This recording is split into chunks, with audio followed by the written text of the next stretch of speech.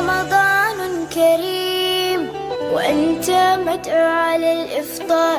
إذا وجدت بيتي في الدمار وعادت أمي من الطابور بخبز وقلب مكسور.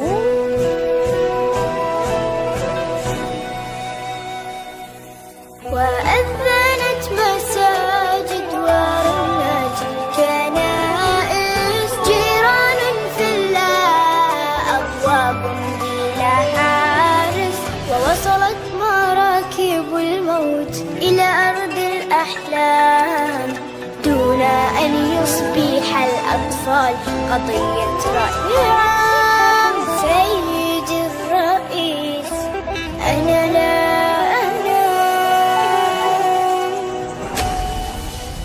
كلما أغمضت عيني أسمع انفجار ويشتعل سريري دخانا ونار.